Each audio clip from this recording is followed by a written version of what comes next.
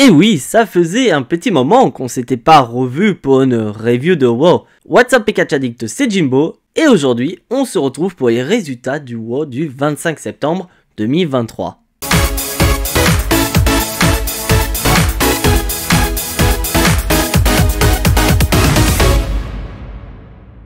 Et on ne change pas ses habitudes depuis pas mal de semaines du côté de WoW. Nous commençons le show avec Cody Rhodes. Et un Cody Rhodes qui cette fois-ci va pouvoir dire ce qu'il veut dire depuis déjà 2 semaines. C'est-à-dire d'annoncer qu'il est potentiellement le catcheur qui a été échangé avec Jey Uso. Ce qui voudrait dire que peut-être d'ici quelques semaines, on verra Cody Rhodes du côté de SmackDown. Parce qu'après, c'est la plus grosse rumeur qui plane actuellement autour de Cody Rhodes. Et d'un côté, ce serait assez logique pour qu'il puisse continuer sa rivalité avec Roman Reigns. Et Cody Rhodes va continuer en rappelant ce qui s'est passé la semaine dernière du côté de WoW avec Jey Uso qui a refusé la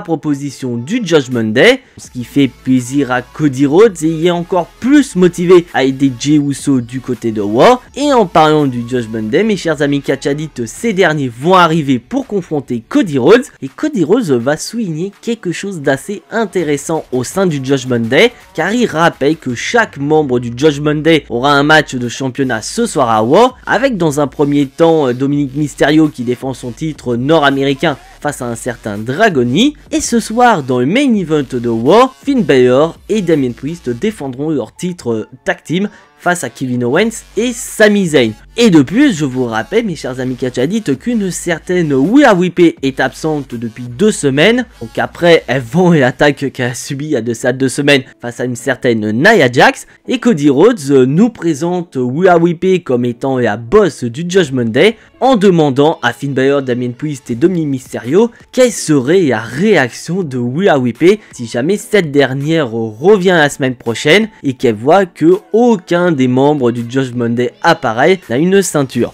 Donc des propos qui ne vont pas plaire au Judgment Day et ces derniers vont vouloir s'en prendre à Cody Rhodes. Et là d'un coup on va avoir Jey Uso qui va arriver suivi de Kevin Owens et de Sami Zayn. Ce qui fait que pour une des rares fois le Judgment Day se trouve en infériorité numérique. Ce qui fait que ces derniers vont prendre la retraite. Après ça ne dure qu'un temps parce qu'on va avoir JD McDonagh avec 2 chaises. Ce qui va motiver Finn Balor à vouloir repartir à la charge. Mais malheureusement pour eux ces derniers vont être contrés par les babyface dans le ring, ce qui va pousser Damien Priest et Dominic Mysterio à venir à la rescousse de JD McDonagh, mais surtout Finn Balor. Mais malheureusement pour le Judgment Day, et plus précisément Damien Priest, et bah vous savez ce qui va se passer mes chers amis catchadites, Damien Priest va se faire démolir à la gueule. Donc un opener qu'on voit depuis pas mal de temps du côté de WWE, mais à noter que suite à ce qui s'est passé, et bah Damien Priest est énervé contre JD McDonagh et ne l'accepte pas en tant que membre du Judgment Day.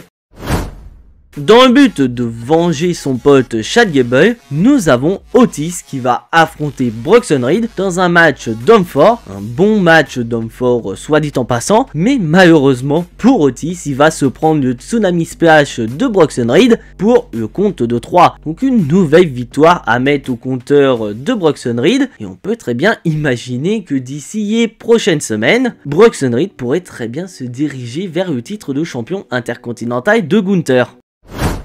Par contre, il y en a un qui a le titre de champion intercontinental de Gunther dans le viseur, c'est Tommaso Ciampa qui est également présent. Et à Tommaso Ciampa, il va monter de niveau, parce que la semaine dernière, il avait affronté Giovanni Vinci. Et bah cette semaine, du côté de WoW, il va affronter Ludwig Kaiser dans un bon match de moins de 10 minutes. Un match qui sera surveillé par le champion intercontinental Gunther qui va regarder ce match avec attention. Et à noter une chose, mes chers amis catchadites, c'est que durant le combat, on aura Giovanni Vinci qui sera aux abords du ring, dont ce qui fait que ce dernier n'hésitera absolument pas à intervenir durant le combat, dans le but d'aider Ludwig Kaiser à venir à bout de Tommaso Ciampa, ce qui fera énormément plaisir à leur ring général, mais à force de trop vouloir intervenir, et bah la situation va rapidement se retourner contre Ludwig Kaiser, car à un moment donné, Ludwig Kaiser s'apprête à remporter le combat, mais malheureusement l'arbitre est occupé avec Giovanni Vinci, donc ce qui fait qu'il ne peut pas faire le compte de 3 et donner la victoire à Ludwig Kaiser. Mais par contre, Tommaso Ciampa va profiter de cette distraction pour retourner la situation à son avantage et ainsi remporter le combat. Donc une nouvelle victoire de Tommaso Ciampa sur un membre d'Imperium, un Tommaso Ciampa qui veut maintenant affronter Gunther pour le titre de champion intercontinental. Et vous allez voir que cette défaite ne va pas du tout faire plaisir au ring général Gunther, et ce dernier, un petit peu plus tard à WoW, va engueuler Ludwig Kaiser. Et à noter qu'il va principalement engueuler Ludwig Kaiser et non Giovanni Vinci, qui était quand même la cause de la défaite de Ludwig Kaiser. Est-ce qu'on n'assisterait pas à des tensions naissantes entre Ludwig Kaiser et Giovanni Vinci? Mais en tout cas, du côté de Gunther, il veut prendre la situation personnellement en main, donc ce qui fait que la semaine prochaine du côté de War, nous aurons une signature de contrat entre Gunther et Tommaso Ciampa. Bon, après on ne sait pas quand est-ce qu'aura lieu ce match pour le titre de champion intercontinental, peut-être à Fastlane. Il est temps, mes chers amis catchalites, d'accueillir la championne de NXT Becky Lynch qui va assister au prochain combat. Et comme prochain combat, on aura Tegan Nox qui va affronter Natalya. Et à noter que la gagnante de ce combat deviendra la challengeuse numéro 1 au titre de championne de NXT de Becky Lynch. Et donc pourquoi nous avons ce combat? Car un peu plus tôt dans les coulisses, Tegan Nox a rejoint Becky Lynch. Et Becky Lynch espérait que ce soit Tegan Nox qui réponde à l'Open Challenge qu'elle a faite la semaine dernière, et non Natalya. Donc après, Tegan Nox, elle est gentille, elle a laissé la place à Natalya tout simplement parce que c'est une vétérante. Mais voilà, Becky Lynch, elle ne veut pas ça et elle espère recroiser le chemin de Tegan Nox après No Mercy. Donc voilà, c'est clair, Becky Lynch veut affronter Tegan Nox pour le titre de championne de NXT. Mais Tegan Nox, voilà, elle est babyface, elle est trop gentille. Donc elle va aller voir Adam Pearce pour faire en sorte que ce match soit officiel. Et là d'un coup, on va avoir Natalya qui va arriver, qui veut son rematch face à Becky Lynch. Ce qui fait que Adam Pearce a cette idée d'organiser ce match entre Tegan Nox et Natalya pour désigner l'aspirante numéro 1 de Becky Lynch. Et donc on a droit à un bon combat entre Natalya et Tegan Nox. Mais sans aucune surprise, c'est Tegan Nox qui va remporter le combat et devient ainsi la nouvelle challengeuse au titre de championne de NXT. Et là vous avez bien compris mes chers amis catchalites que j'ai dit titre de championne de NXT et non Becky Lynch. Car pour rappel, du côté du prochain PLE de NXT qui est ni plus ni moins que No Mercy, Becky Lynch défendra son titre de championne face à Tiffany Stratton. Donc, ce qui fait qu'à l'heure actuelle, Tegan Nox a certes son opportunité la semaine prochaine du côté de Raw, mais elle ne sait pas qui elle va affronter. Elle peut très bien affronter Becky Lynch ou Tiffany Stratton. Bon, après personnellement, je pense qu'elle va affronter Becky Lynch la semaine prochaine. Et entre nous, vous pensez que Tiffany Stratton va récupérer son titre ? Il est l'heure maintenant, mes chers amis catchalites, d'accueillir le champion du monde poids lourd, Seth Rollins. Un Seth Rollins qui est toujours énervé envers un certain Shinsuke Nakamura, car depuis quelques semaines du côté de WoW, Seth Rollins veut absolument avoir un nouveau match face à Shinsuke Nakamura, sauf que Shinsuke Nakamura ne répond pas au champion, bien au contraire, il le troll, ce qui fait que Seth Rollins est présent à WoW et il est ultra énervé envers Nakamura. Donc Seth Rollins veut absolument que Shinsuke Nakamura réponde à son challenge, car s'il ne le fait pas, Seth Rollins n'hésitera pas une seule seconde à donner cette opportunité à un autre catcheur qui voudrait bien avoir cette opportunité pour le titre de champion du monde poids lourd. Parce que personnellement, du côté de WoW, il y en a beaucoup qui aimeraient bien avoir cette opportunité. Et là d'un coup, on va avoir une vidéo de Shinsuke Nakamura sur écran géant. Un Shinsuke Nakamura qui va faire sa promo en japonais sous-titré en anglais. Et franchement, j'adore ce Shinsuke Nakamura qui parle en japonais. Tu sens que c'est vraiment Shinsuke Nakamura qui parle. Un Shinsuke Nakamura qui nous réveille son objectif. Il ne veut pas seulement battre Seth Rollins pour le titre World Heavyweight. Il veut détruire Seth Rollins, le détruire à un point que Seth Rollins ne pourra plus faire certaines choses de la vie, comme par exemple profiter de sa fille ou encore de sa femme. Donc Nakamura accepte le challenge de Seth Rollins, mais il veut une stipulation pour ce combat, et cette stipulation c'est le Last Man Standing Match. Donc une stipulation qui ne fait pas beaucoup plaisir à Seth Rollins, car pour rappel, le Last Man Standing Match, il n'y a pas de disqualification, ni de tombée, ni de soumission. Le seul moyen de gagner est de démolir suffisamment son adversaire pour que ce dernier ne puisse pas se relever jusqu'au compte de 10 de l'arbitre. Donc Seth Rollins, pour lui, c'est clair. Nakamura, s'il choisit cette stipulation, stipulation, c'est pas non seulement pour venir à bout de Seth Rollins pour son titre World Heavyweight, c'est tout simplement pour le détruire.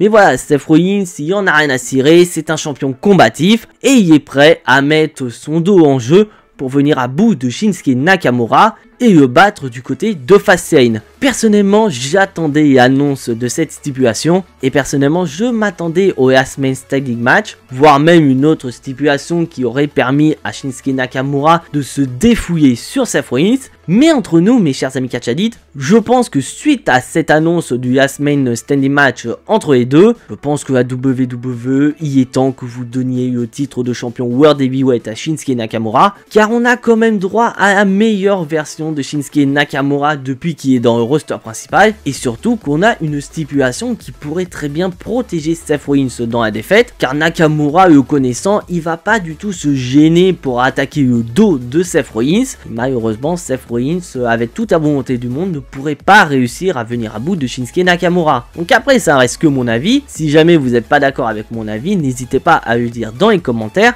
Mais je vous donne rendez-vous la semaine prochaine pour le Jimbo Gnostic 2.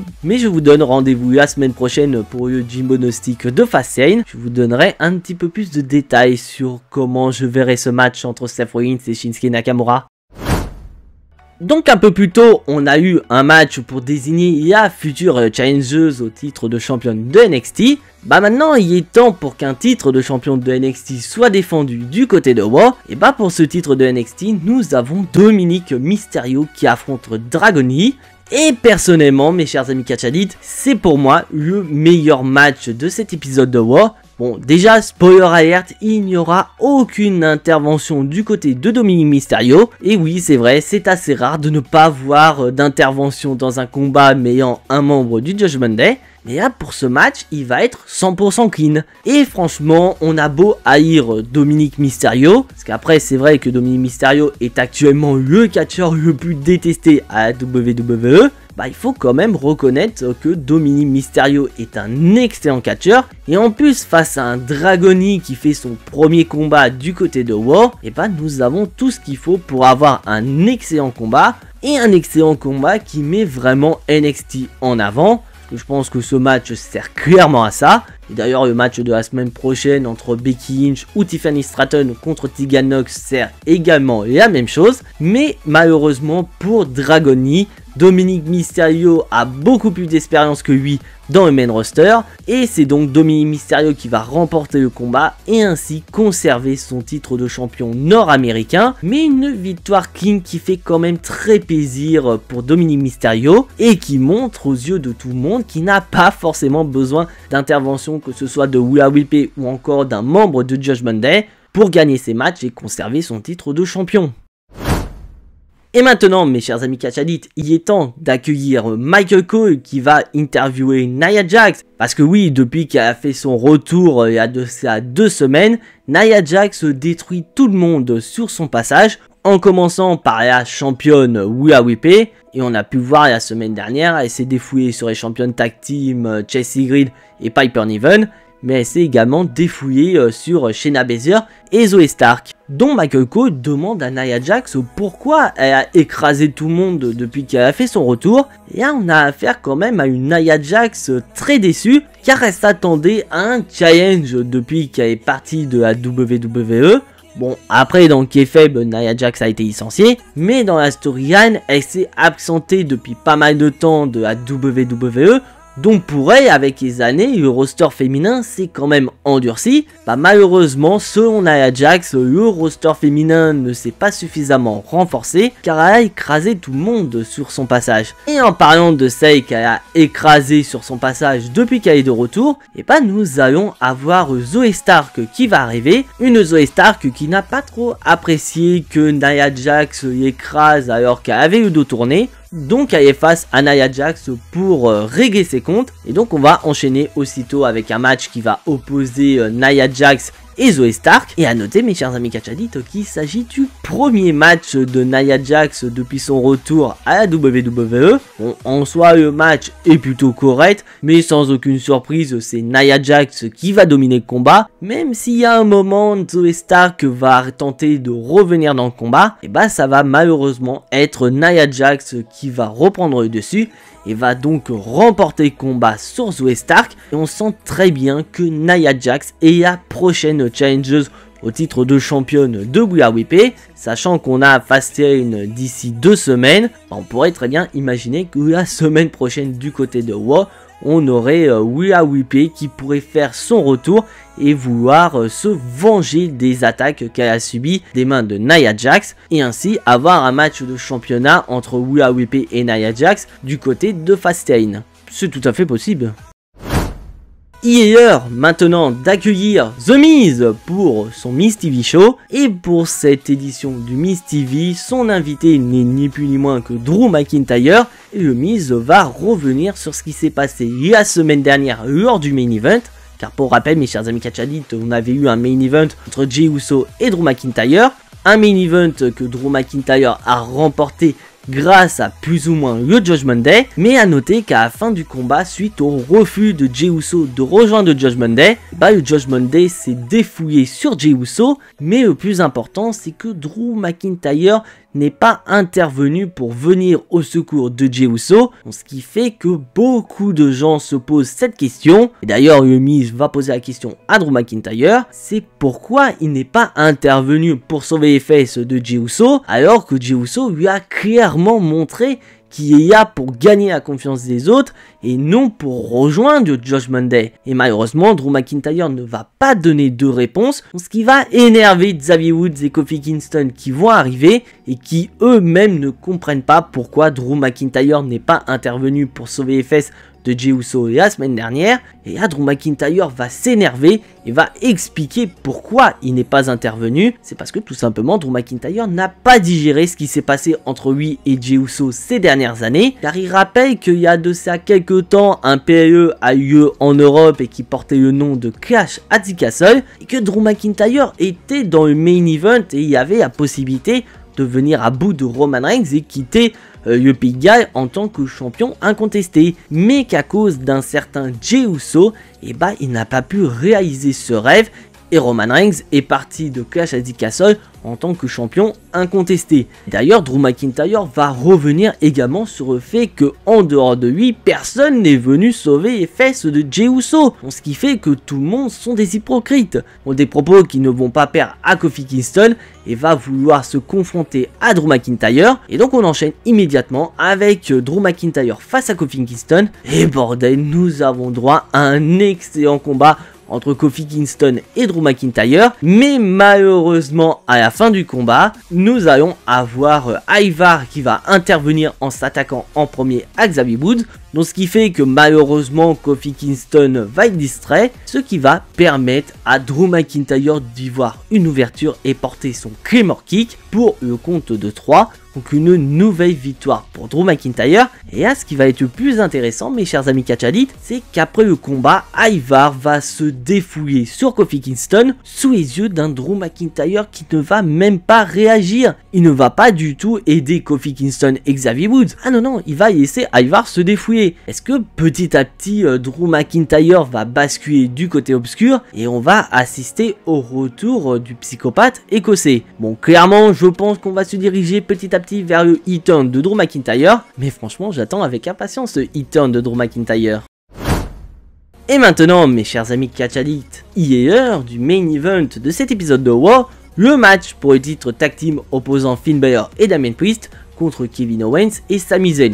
Bon, ce match c'est clairement un match revanche de Payback, et bien qu'il faut reconnaître que c'est encore un main event qui va opposer le Judgment Day face à Kevin Owens et Sami Zayn, faut quand même reconnaître que nous avons droit à un excellent main event entre ces deux équipes. Bon, après personnellement j'ai plus une petite préférence du côté Payback. Bon, après c'est mon avis personnel, si jamais vous n'êtes pas d'accord avec moi, n'hésitez pas à le dire dans les commentaires. Mais malheureusement, au bout de quelques minutes de combat, parce que oui, c'est pas le match entre Dominic Mysterio et Dragoni qui s'est déroulé de manière hyper clean, et nous allons avoir Dominic Mysterio qui va vouloir intervenir dans le but d'aider Finn Balor et Damien Priest, ce qui va pousser Jey Uso à intervenir à son tour pour s'occuper de Dominic Mysterio. Et là, ce qui va être surprenant, c'est qu'on va avoir JD McDonagh qui va arriver, alors que JD McDonagh, un peu plus tôt, il s'est quand même fait engueuler par Damien Priest, qui ne le reconnaît pas en tant que membre du Judgment Day. Donc moi, je m'attendais absolument pas à ce que JD McDonagh intervienne dans ce combat.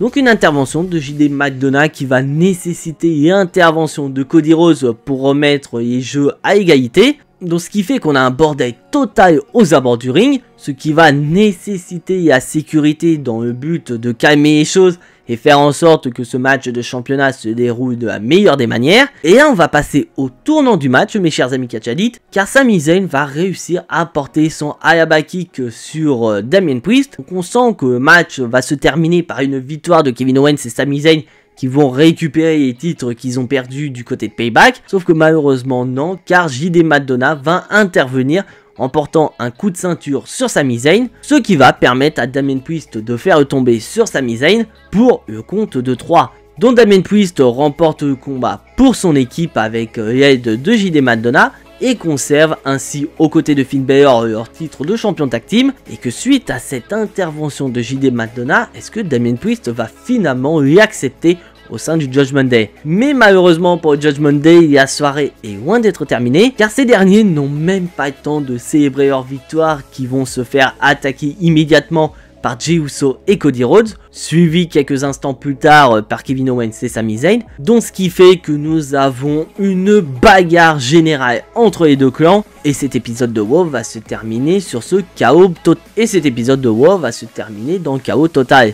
Bon, un épisode de WoW que je trouve très bon dans l'ensemble, mais faut quand même reconnaître que WWE serait peut-être temps de renouveler un petit peu certaines choses, car personnellement je trouve qu'on en a un peu ras-le-bol d'avoir toujours le Judgment Day, Kevin Owens, Sami Zayn ou encore Cody Rhodes en main event. Et maintenant vous nous mettez Jey Uso dans l'équation. Est-ce que vous êtes en train de nous laisser supposer WWE que du côté de Fastlane, on ait un match 4 contre 4 opposant le Judgment Day face à Kevin Owens, Sami Zayn, Cody Rhodes et Jey Uso? Ou vous êtes en train de nous laisser supposer que ce match va se diriger du côté des Survivor Series, que ce match pourrait potentiellement être un match qui pourrait avoir lieu du côté du War Games? Personnellement, je ne sais pas. Bon, personnellement, s'il y a ce match, je pense qu'il verrait le jour du côté de Fastlane, parce que personnellement, je pense que j'aurais pas assez de patience pour supporter encore plus longtemps cette rivalité que je trouve dure depuis beaucoup trop longtemps. Et c'est sur ce chaos total que se termine cet épisode de WoW. Donc si vous appréciez ce que je fais, n'hésitez absolument pas à lâcher votre plus gros pouce bleu. Ça fait plaisir pour le référencement sur YouTube. Et si bien sûr tu n'es pas encore abonné à cette chaîne YouTube, tu sais ce qu'il te reste à faire, c'est de cliquer sur le bouton abonner. C'est entièrement gratuit et ça soutiendra également la chaîne. Et bien sûr, je t'invite à cliquer sur la petite cloche pour être notifié des prochaines vidéos qui sortiront sur la chaîne. Et d'ailleurs, en parlant de vidéos, mes chers amis catch addicts, ce lundi, j'ai sorti cette fameuse vidéo que je préparais depuis pas mal de temps. Malheureusement, cette vidéo était prévue pour donner de hype pour SummerSlam, mais malheureusement, ces derniers temps, je n'avais pas forcément le temps pour me consacrer à cette vidéo. Mais voilà, c'était une vidéo qui me tenait à cœur, donc je l'ai quand même sortie. Donc si jamais vous n'avez pas encore vu cette vidéo, vous savez ce qu'il vous reste à faire après avoir visionné ces résultats de WoW. Car c'est un format de vidéo qui pourrait très bien arriver progressivement sur la chaîne. D'ailleurs, je vous annonce que c'est possiblement le chemin que va suivre cette chaîne YouTube dans le futur. Pour le moment, c'est pas sûr à 100%, mais j'y travaille. Et en parlant de vidéos, mes chers amis catch addicts, on se retrouve d'ici quelques jours. Mais en attendant, soyez tous très fiers d'être des catch addicts. C'était Jimbo, et à la prochaine!